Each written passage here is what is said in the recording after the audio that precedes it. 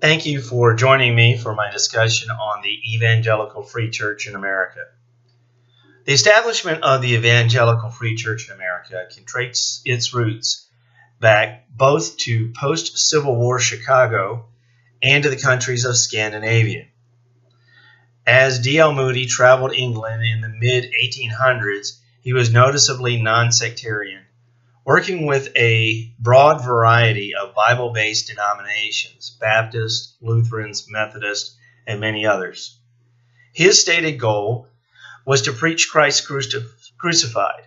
Many of his sermons were translated into Norwegian and into Swedish. These sermons found their way to the Scandinavian countries and also back to Moody's home base in Chicago, which had a large Scandinavian community. Late in the 19th century, as immigration to the United States was at a high, many Europeans from all regions came to America.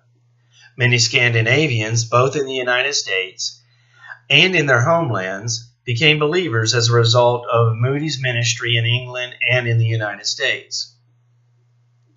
As we have seen from our study in Mark Noll's book, A History of Christianity in the United States and Canada, there was a variety of ways in which immigrants interacted with existing denominations. One way was to start a geographically or culturally based denomination here in the United States.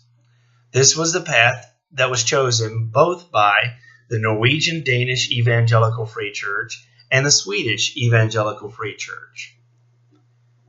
These churches followed Moody's non-sectarian practices and allowed for a great variety in practice and worship. Areas of difference or disagreement between members was not an issue as long as the essential, Christ and his work, was in agreement. In 1884, the Norwegian-Danish Free Church started a division of Chicago Theological Seminary. In 1893, the Swedish Evangelical Free Church started a 10-week Bible course in one of their local Chicago churches. By 1944, the Norwegian-Danish Church had 51 churches and over 10,000 members, while the Swedish Church had 161 churches with 12,000 members in 1947. In 1949, the two schools joined together to form Trinity Seminary and Bible College. A year later, the denominations joined together to form the Evangelical Free Church in America. When in 1950, due to the commonality of freedom in worship and practice, the two groups joined together.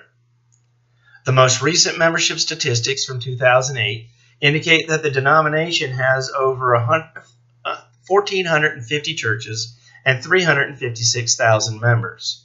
There are still corresponding groups in Norway, Denmark, and Sweden.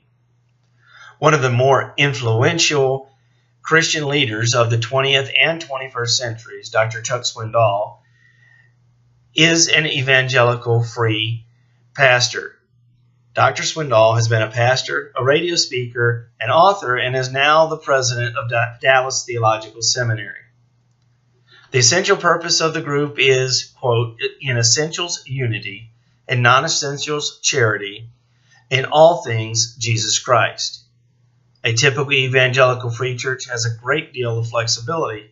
For instance, members can choose the mode and means of baptism according to their own personal beliefs. The FCA Statement of Faith, which was updated in 2008, can be found on their website at go.efca.org. What struck me the most about my study of the EFCA was the thought that the work of D.L. Moody is still affecting America 118 years after his death.